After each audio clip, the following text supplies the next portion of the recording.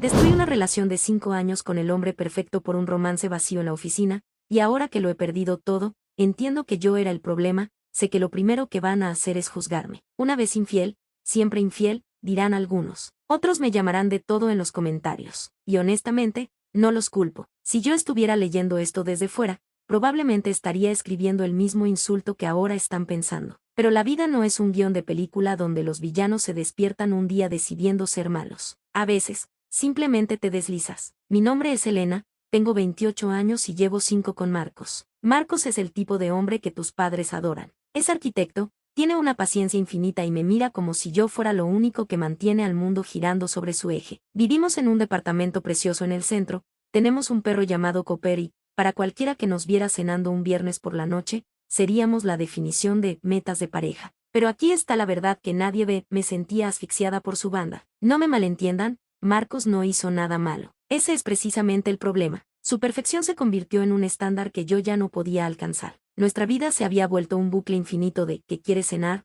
lo que tú quieras, amor, y sexo programado los sábados por la mañana después del café. La pasión no se murió de un golpe, se murió de hambre, poco a poco, entre rutinas de lavandería y planes de ahorro para una hipoteca que yo no estaba segura de querer. Entonces apareció Julián. Julián entró a mi agencia de publicidad como el nuevo director de arte. No era más guapo que Marcos, pero tenía una energía caótica. Era el tipo de persona que no pide permiso para existir. La primera vez que trabajamos juntos en una campaña, nos quedamos hasta las 11 de la noche en la oficina pidiendo pizza y discutiendo sobre paletas de colores. Él me desafiaba. No me decía, lo que tú quieras, amor. Me decía, Elena, esa idea es una basura, puedes hacerlo mejor. Y por alguna razón retorcida, eso me hacía sentir más viva de lo que me había sentido en años. La primera, microinfidelidad, no fue un beso. Fue un mensaje de texto a las 2 de la mañana sobre una canción que me recordó a una conversación que tuvimos. No se lo mencioné a Marcos. Me dije a mí misma que era solo una amistad de trabajo, que no tenía por qué compartir cada detalle de mi vida social con mi novio. Pero esa pequeña omisión fue la primera piedra de un muro que empecé a construir.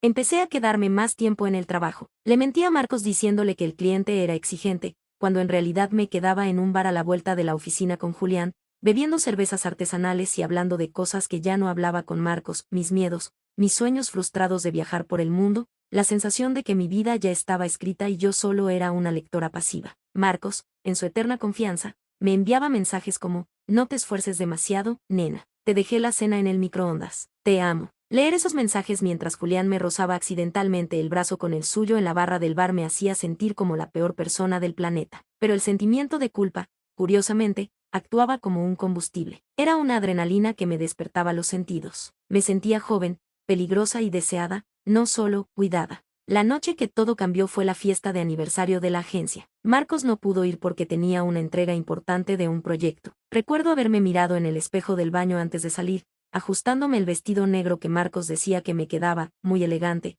pero que Julián, cuando me vio llegar, simplemente describió con una mirada que me recorrió de arriba a abajo y un susurro al oído, vas a causar un desastre esta noche. Pasamos toda la fiesta juntos. El alcohol ayudó a derribar las últimas defensas que me quedaban. No estábamos haciendo nada malo técnicamente, solo bailar y reír, pero la tensión era tan densa que se podía cortar con un cuchillo. En un momento, salimos a la terraza para escapar del ruido. El aire frío de la noche chocó contra mi piel caliente. Elena, me dijo Julián, acorralándome contra la barandilla. No puedes seguir fingiendo que esto no está pasando. No sé de qué hablas, mentí, con el corazón martilleando contra mis costillas. Sabes perfectamente de qué hablo. Estás gritando por dentro y yo soy el único que te escucha. Me besó, y en lugar de apartarme, en lugar de pensar en Marcos esperándome en casa con la luz encendida, le devolví el beso con una desesperación que me asustó. Fue un beso que sabía a traición, a libertad y a un punto de no retorno. Cuando llegué a casa esa madrugada, Marcos estaba dormido. Me duché durante 20 minutos,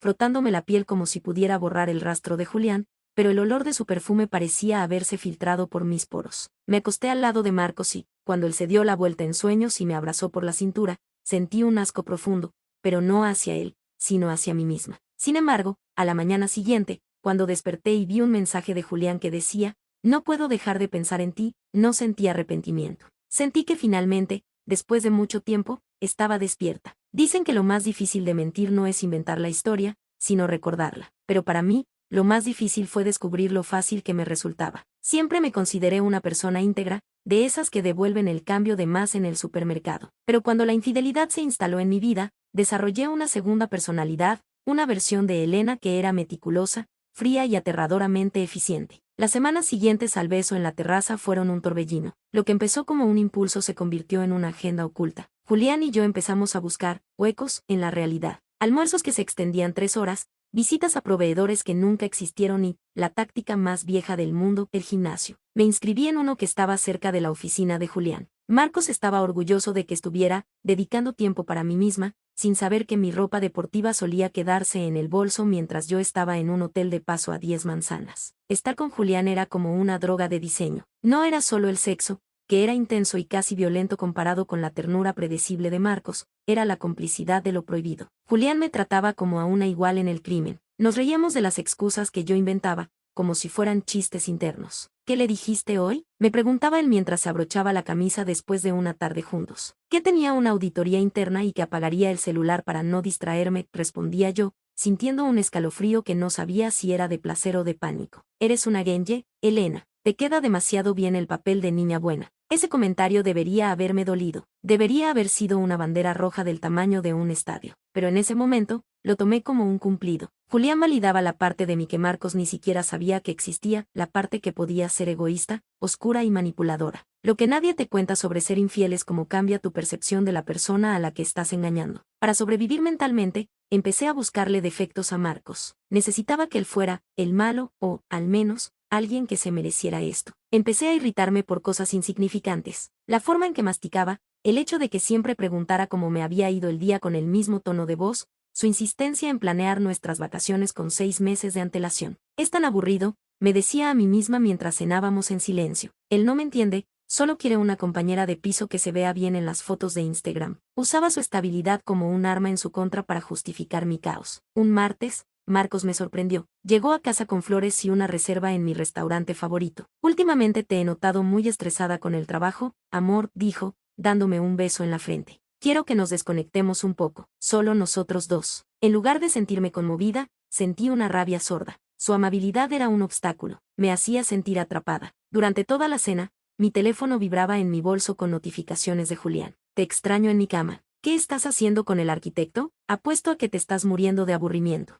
Leía los mensajes a escondidas en el baño del restaurante. Julián sabía exactamente qué hilos tocar. Él jugaba con mi inseguridad y mi deseo de ser especial, de ser más que una simple novia. Mientras Marcos hablaba de las reformas que quería hacer en la cocina, yo estaba imaginando las manos de Julián sobre mí. Estaba físicamente con uno, pero mi mente le pertenecía al otro. La paranoia empezó a filtrarse poco después. Una tarde, Cooper, nuestro perro, no dejó de olfatearme cuando llegué a casa. Yo venía de estar con Julián y, aunque me había bañado, el olfato de un animal es implacable. Marcos se rió. Parece que traes olor a otro perro, Elena. ¿Estuviste con alguien en la oficina que tenga mascotas? Mi corazón se detuvo por un segundo. La sangre se me congeló. Sí, la nueva redactora trajo a su Golden Retriever hoy, mentí sin pestañear. Un desastre de pelos por todas partes. Esa noche no pude dormir. Me di cuenta de que estaba caminando sobre un hilo muy fino. Había empezado a borrar los historiales de llamadas, a silenciar las notificaciones y a usar una aplicación de notas bloqueada con contraseña para guardar las fotos que Julián me enviaba. Mi vida se había convertido en un campo de minas. Lo peor es que la culpa,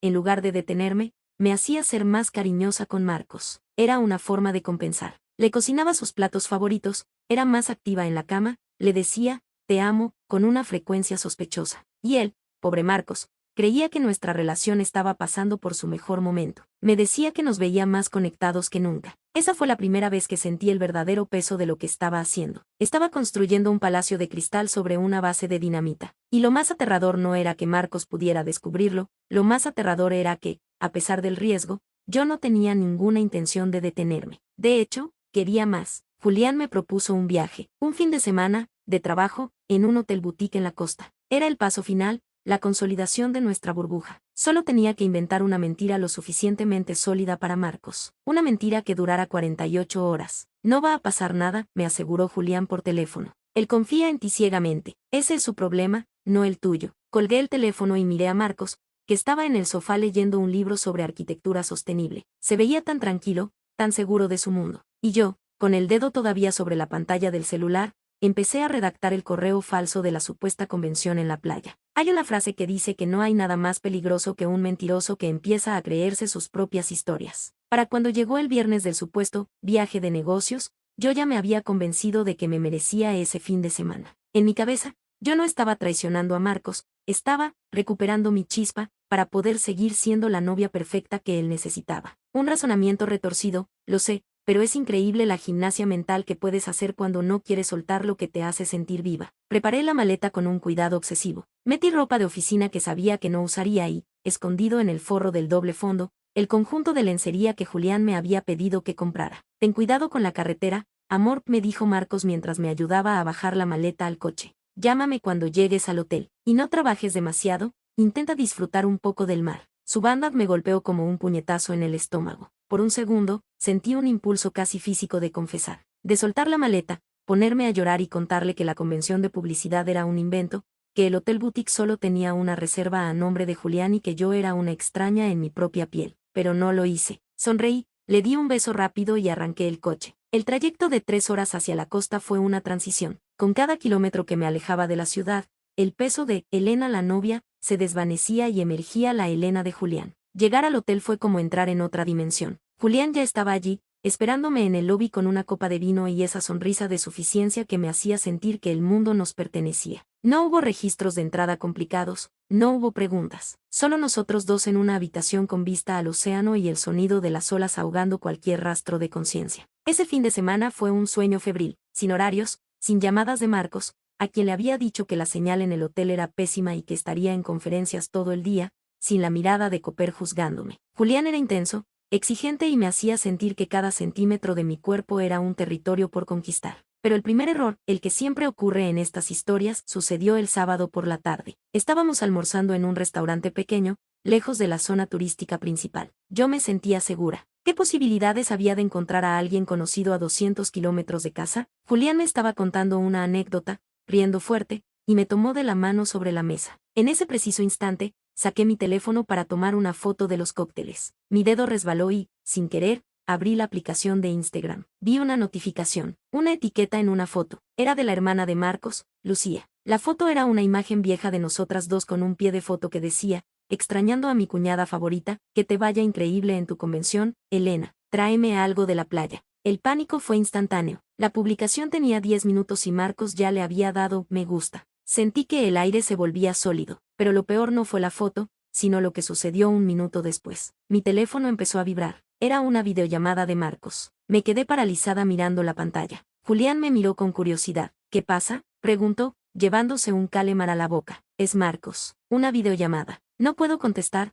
el fondo me delataría. Pues no contestes. Dile luego que estabas en una charla. Pero Marcos no es de los que insisten a menos que sea algo importante. Llamó una segunda vez, y una tercera. Mi ansiedad escaló al nivel de un ataque de pánico. Finalmente, le envié un mensaje rápido: Pola, justo estoy entrando a la sesión de cierre, no puedo hablar, pasa algo malo. La respuesta tardó 5 minutos que parecieron horas. Solo quería que vieras esto, escribió Marcos. Adjuntó una foto. Era de la entrada de nuestra casa. Había una patrulla de policía y una ambulancia. A la vecina del 4B le dio un ataque al corazón. Cooper no paraba de ladrar y salí a ver. Me asusté y necesité escucharte, pero no te preocupes, ya todo está bien, te amo. Me sentí la basura más grande del universo. Él estaba pasando por un momento de estrés, rodeado de sirenas y drama, buscando consuelo en la persona que se supone que era su roca, y yo estaba en un restaurante de lujo con la mano de otro hombre en la mía. ¿Todo bien?, insistió Julián, ya un poco irritado porque el drama de mi otra vida estaba arruinando el ambiente. Sí, solo un problema con un vecino, respondí,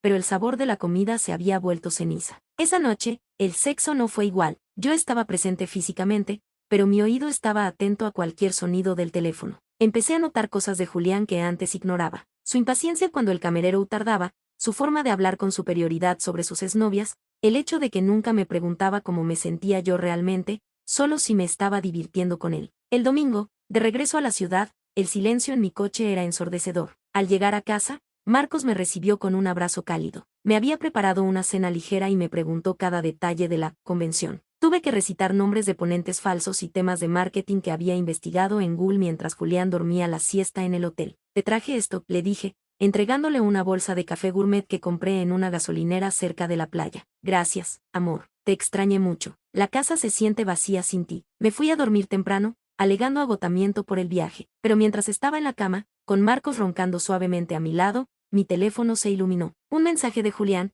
Ya quiero que sea lunes para tenerte en la oficina. Ese vestido negro que dejaste en el hotel se ve muy bien en mi suelo. Cerré los ojos con fuerza. Estaba atrapada en una red que yo misma había tejido. El viaje a la costa no había sido un escape, había sido el principio del fin. Porque esa noche, por primera vez, encontré algo en el cajón de mi mesilla de noche que no debería estar ahí. Marcos había estado buscando algo mientras yo no estaba, y había movido mi diario. El corazón no me latía, me golpeaba el pecho como un animal enjaulado. Me quedé mirando el diario sobre la mesilla de noche. No era un diario de, querido diario, era una libreta donde yo anotaba ideas de trabajo, pero también donde, en momentos de debilidad, había garabateado frases que Julián me decía. Frases que ningún compañero de trabajo le diría a otro. Lo moví apenas unos milímetros para ver si había alguna marca. Marcos es arquitecto, su mundo son los ángulos, las medidas y la precisión. Él nota cuando un cuadro está a un grado inclinado. Si había movido la libreta, era porque estaba buscando algo, o porque ya lo había encontrado. A la mañana siguiente,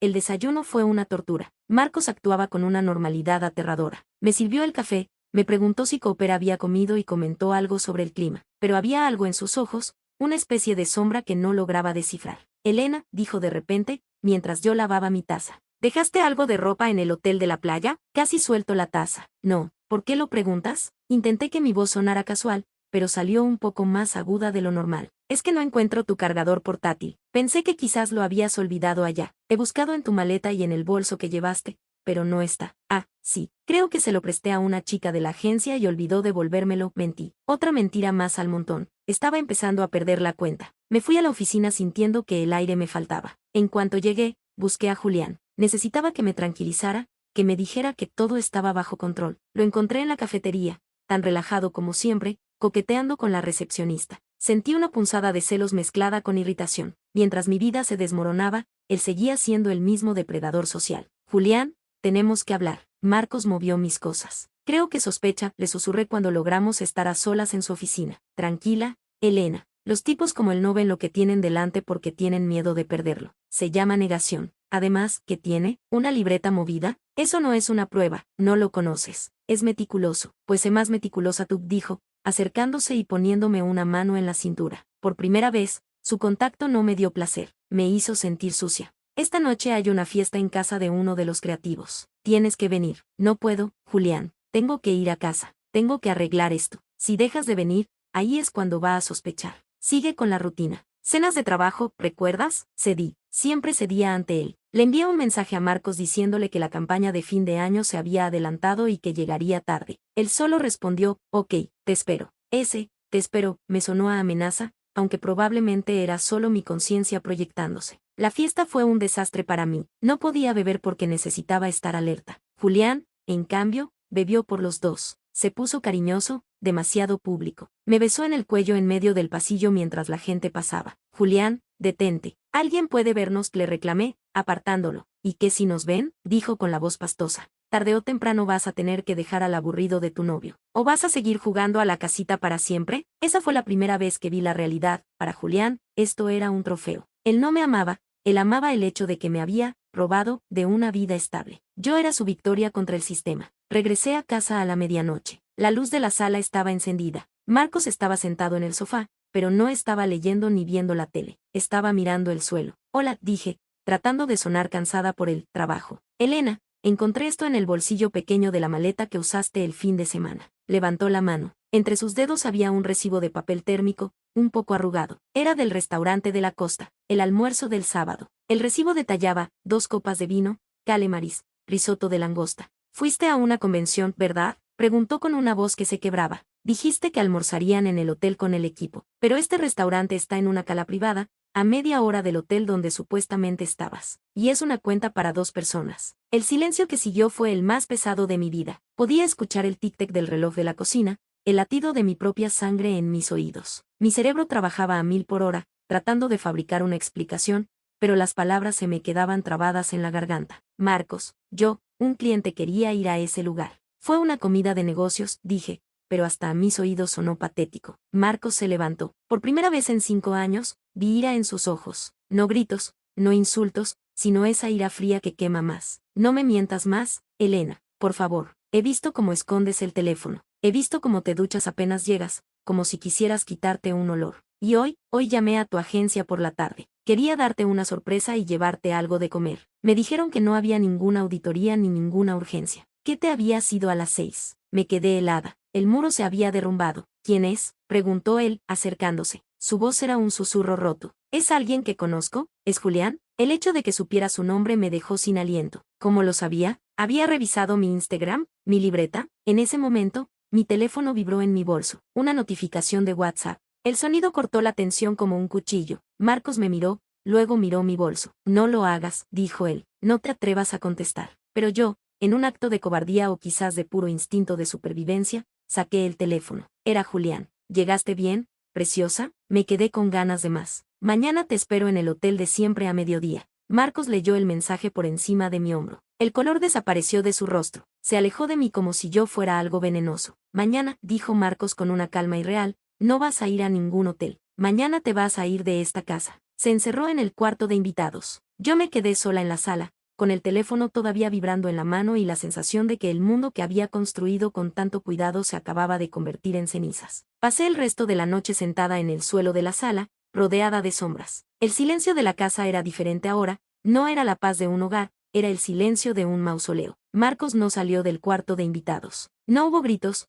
ni platos rotos, ni esa gran escena cinematográfica que uno imagina. Solo el sonido de mi propia respiración y el peso de saber que, en una sola noche, había borrado 5 años de historia. A las 6 de la mañana, escuché la puerta del cuarto de invitados abrirse. Marco salió vestido para el trabajo, impecable como siempre, pero con ojeras que le hundían el rostro. Me miró como si fuera una desconocida que se había colado en su casa. He bloqueado la cuenta conjunta, dijo, con una voz desprovista de emoción. Tienes hasta que regrese del despacho para llevarte lo esencial. El resto de tus cosas las pondré en cajas y las dejaré en el depósito. No quiero estar aquí cuando lo hagas. Marcos, por favor, déjame explicarte. Julián no significa nada, fue solo un error. No me insultes llamándolo error. Elena me interrumpió, y por primera vez su voz tembló. Un error es olvidarse de comprar leche. Lo tuyo fue una arquitectura de mentiras. Planeaste cada detalle. Me miraste a la cara cada mañana sabiendo lo que ibas a hacer por la tarde. Eso no es un error, es una elección. Se fue sin decir adiós. Escuchar el motor de su coche alejarse fue el sonido de mi vida desmoronándose. En un estado de shock absoluto, hice lo único que mi cerebro condicionado sabía hacer, busqué a Julián. Necesitaba que él me dijera que estaríamos bien, que ahora finalmente podríamos estar juntos sin escondernos. Manejé hasta su departamento, el lugar donde tantas veces nos habíamos refugiado, convencida de que él sería mi balsa de salvamento. Cuando llegué, Julián todavía estaba en pijama, con el pelo revuelto y una taza de café en la mano. Se sorprendió al verme a esa hora. Elena, ¿qué haces aquí? Tenemos reunión en 1 hora. Marcos lo sabe todo. Me echó de casa, dije, entrando sin permiso. Julián, se acabó. Las mentiras, el escondite, ya no tenemos que fingir. Me quedé esperando un abrazo, una promesa, no te preocupes, nena, quédate aquí conmigo. Pero lo que vi en su rostro me heló la sangre. No fue alivio, fue irritación, fue miedo. Espera. ¿Cómo que lo sabe todo? Te dije que fueras cuidadosa. Lo intenté, pero me atrapó. Julián, ¿no lo entiendes? Estamos libres. Podemos empezar de verdad. Julián dejó la taza de café en la mesa y se pasó una mano por la cara, soltando un suspiro pesado. Elena, escucha. No creo que este sea el mejor momento para esto. Yo tengo una carrera que cuidar. Si esto se vuelve un escándalo en la agencia, si Marcos decide presentarse allá a armar un lío, mi puesto de director de arte corre peligro. ¿Estás hablando de tu trabajo? Pregunté, sin poder creer lo que oía. He perdido mi casa. He perdido al hombre que me amaba. He arruinado mi vida por nosotros. ¿Por nosotros? Julián soltó una risa seca, casi cruel. Elena, seamos adultos. Esto era un escape, una diversión. Nunca hablamos de mudarnos juntos ni de futuros perfectos. Me gustabas porque eras la novia prohibida, la emoción del riesgo. Pero no estoy buscando una relación con todo el equipaje emocional que traes ahora. El mundo se detuvo. Cada palabra de Julián era como un cristal rompiéndose en mis oídos. En ese momento entendí la verdad que había estado ignorando. Para Julián, yo no era una compañera, era un accesorio, una validación para su ego. Él no me quería a mí, quería el poder de tenerme mientras yo le pertenecía a otro. Ahora que yo estaba rota y disponible, ya no tenía valor para él. Eres un cobarde, susurré, y tú eres una infiel, Elena. No pretendamos que yo soy el único villano aquí. Viniste a mi cama porque querías, nadie te obligó. Salí de su departamento sintiéndome más pequeña de lo que jamás pensé que podría ser. Me subí al coche y manejé sin rumbo, llorando hasta que me dolieron los ojos. No tenía a dónde ir. Mis amigas eran, en su mayoría, amigas de la pareja, y sabía que en cuanto se enteraran de la verdad, cerrarían filas alrededor de Marcos. Mis padres, conservadores y adoradores de su yerno, perfecto, no me recibirían con los brazos abiertos. Fui a un hotel barato en las afueras de la ciudad. Me encerré en la habitación y miré el teléfono. Tenía docenas de notificaciones en los grupos de amigos. Alguien ya había empezado a hablar. El aire de chica cool y exitosa, que tanto me había costado construir, se estaba evaporando. Por la tarde, recibí un último mensaje de Marcos. No era un insulto, ni una súplica. Era una foto de Cooper, nuestro perro, durmiendo en su cama. Cooper se queda conmigo. No creo que estés en condiciones de cuidar de nadie ahora mismo. Por favor, deja las llaves en el buzón cuando termines de sacar tus cosas. Ese mensaje me dolió más que cualquier grito de Julián. Había perdido la calidez, la seguridad y la lealtad de un hombre bueno por el espejismo de un hombre emocionante. Me miré al espejo del hotel y no me reconocí. Había destruido todo por un hombre que ni siquiera quería invitarme a desayunar si eso significaba una complicación en su agenda. Me quedé allí, en esa habitación impersonal, dándome cuenta de que la aventura había terminado, y que lo que venía ahora no era la libertad que Julián me había prometido, sino una soledad absoluta y el juicio implacable de todos los que alguna vez confiaron en mí. Han pasado 6 meses desde la noche en que mi vida se convirtió en un hilo de Reddit que la gente lee para sentirse mejor consigo misma. 6 meses desde que dejé de ser Elena y Marcos, para convertirme en Elena, la que lo arruinó todo. Si esperas un final donde Julián y yo nos damos cuenta de que somos el uno para el otro, o donde Marcos me perdona y lloramos bajo la lluvia, lamento decepcionarte. La vida real no tiene esa edición. La vida real es mucho más silenciosa, más lenta y, sobre todo, mucho más solitaria. Vivo en un estudio pequeño en un barrio que no me gusta. Es un lugar funcional, pero no es un hogar. Mis mañanas ya no huelen al café que Marcos preparaba con precisión de relojero, sino al café instantáneo que tomo mientras reviso las redes sociales, un hábito masoquista que no he podido abandonar. A Marcos le va bien, o al menos eso parece desde la distancia de una pantalla. Hace un mes vi una foto suya en una boda de unos amigos comunes. Se veía más delgado, pero tenía esa sonrisa tranquila que siempre lo caracterizó. No estaba solo, había una mujer a su lado, una amiga de la universidad a la que yo siempre consideré demasiado intelectual. Se veían felices, se veían estables, se veían normales. Me dolió, claro, pero lo que más me dolió fue darme cuenta de que yo ya no era un trauma en su vida, sino una anécdota. Pasé de ser el amor de su vida a ser la lección que tuvo que aprender para encontrar a alguien que realmente lo valorara. Fui el daño colateral de su crecimiento personal. En la oficina, las cosas se volvieron insoportables. Julián, fiel a su estilo de superviviente, empezó a esparcir el rumor de que yo lo había acosado, un poco después de mi ruptura, para limpiar su imagen. Me convertí en el tema de conversación de la máquina de café durante semanas. Renuncié 2 meses después. No pude soportar las miradas de lástima de unos y el desprecio evidente de otros. Ahora trabajo de forma remota para una agencia pequeña en otra ciudad. Gano menos, pero al menos nadie conoce mi historial. A veces, cuando el silencio del departamento se vuelve demasiado denso, me pregunto qué fue lo que realmente buscaba con Julián. Ahora, con la perspectiva que da el vacío, entiendo que no buscaba a Julián. Buscaba escapar de la responsabilidad de ser adulta. Buscaba esa chispa de peligro, porque me aterraba la idea de que mi vida fuera predecible. Pensé que la estabilidad era una jaula, sin darme cuenta de que esa jaula era en realidad el único lugar donde estaba segura. Me equivoqué al pensar que el amor era solo adrenalina. La adrenalina es una ráfaga. El amor es el fuego que mantienes encendido cuando hace frío y estás cansado. Y yo, en mi arrogancia, soplé sobre las brasas hasta que solo quedaron cenizas. Hace unos días, vi a un hombre caminando con un perro que se parecía a Cooper. Por un segundo, mi corazón dio un vuelco. Estuve a punto de gritar su nombre, de correr hacia ellos, pero me detuve. Recordé las palabras de Marcos: no estás en condiciones de cuidar de nadie. Tenía razón. Todavía estoy aprendiendo a cuidar de los pedazos que quedaron de mí. A veces recibo mensajes de desconocidos en mis redes. Algunos son tipos que huelen la vulnerabilidad a kilómetros y creen que, porque fui infiel una vez, soy presa fácil. Otros son mensajes de odio de personas que proyectan en mí sus propias traiciones. Los borro todos. No busco redención, porque sé que hay cosas que no se pueden reparar. Solo busco perdón, el mío propio, aunque sé que ese será el más difícil de conseguir. Si estás leyendo esto y estás pensando en enviar ese mensaje a las 2 de la mañana, o en aceptar esa invitación a un bar con alguien que no es tu pareja porque te sientes incomprendida, hazte un favor, detente. Mira a la persona que tienes al lado. Mira la vida que han construido. No es perfecta, no es una película, pero es real. Y una vez que rompes esa realidad por un espejismo, no hay forma de volver atrás. El espejo se rompe en 1000 pedazos y, aunque intentes pegarlos, siempre verás las grietas en tu reflejo. Hoy es sábado por la mañana. No hay café recién hecho, no hay planes de reformas, no hay risas de complicidad. Solo estoy yo, en este estudio gris, escribiendo mi historia para extraños en Internet, mientras el mundo sigue girando, olvidándose poco a poco de que una vez, hace mucho tiempo, yo también fui feliz.